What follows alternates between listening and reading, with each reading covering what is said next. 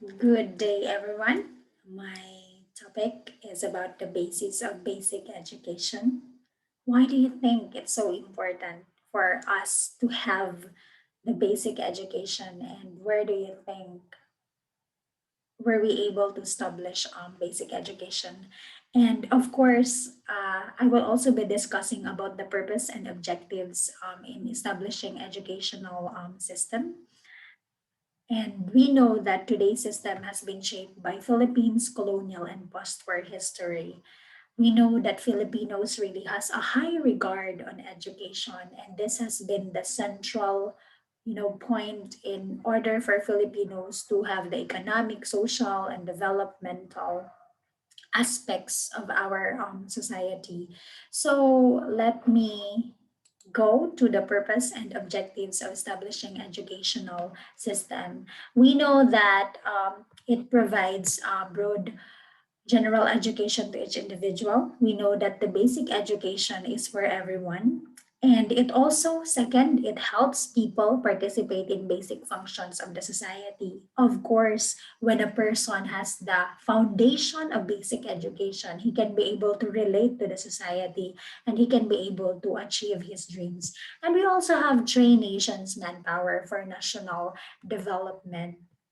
We know that in education, we were able to come up with skilled workers in order for them to master the courses and the professions that they are into. Next to that would be the development of high level professions for nation's development. We know that education uh, always desires to have good leaders, right? And when we have good leaders, we will have a developed country, knowing that they are equipped enough to lead a particular place in our country, then respond effectively to the changing needs in education. So education is also evolving. It is really evolving. And we know that we try to adapt to the situation also. And I will also be discussing about the practices in the basic education sector.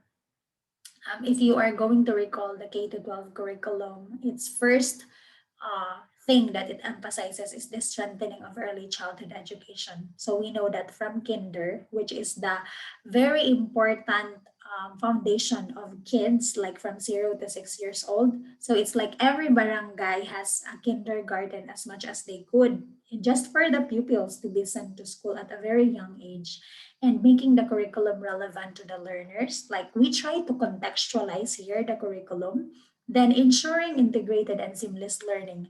So from one concept to a more diverse and complex concept in each grade level.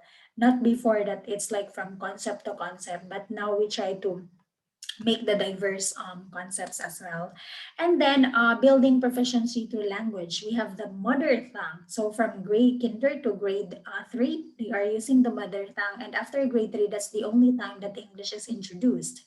Then gearing up for the future. So just like the senior high school students, like they are going to choose the track that they want in order for them to know the basic concepts of what they want to push through when they go to college. And then another one is nurturing the holistically developed Filipinos. So of course it is the desire that these Filipinos would really be globally competitive after the education that they got. And so what are the practices in the basic education sector? Again, raising Filipino learners ICT literacy. So it's like it's not only in the formal education but also in the non-formal education. They are trying to have the ICT literacy to them. Then the e-learning through free and paid online courses. So even today, they can access to online courses and be able to graduate. And video blog platform distance learning, sometimes they get bored, they are out of motivation. So video blog platform is done in order for them to at least have an interaction with their classmates, even though they are far from each other. And of course, the Project Aral, which really focuses on the out of school kids to really be able to answer. So, what are the 10-point plan in K to 12 curriculum? We know that K to 12 started with the Aquino administration, and now we have the Duterte administration continually supporting the K to 12 education. So, we have here the education for all, which goes back to the Philippine Constitution before, that education is really for everybody. Then we also have the World Bank assessment. We know that the World Bank is also has done assessment in order to check whether the Philippine basic education is really worth it. And then we also have the early encouragement that is for the kids to really enroll at a very young age. And then we also have raising the standards of teaching like that. And we also have the regional inequalities. So, what are these plans? We know that, especially in the major cities, it's like there is a congestion of classrooms. So, what they did was they had first batch in the morning and the second batch in the afternoon, just so for all these pupils to have quality education. Then there is also allocation of funds, of course, as much funds so that they can just give the the materials that they needed in order for them to access education. And we also have the teaching standards, yes, which is very important for the teachers to be equipped enough to teach. And then we also have the meeting national needs. So it's like when these kids graduated from the different parts of the Philippines, they can be able to meet whatever it is that then the national needs okay asked.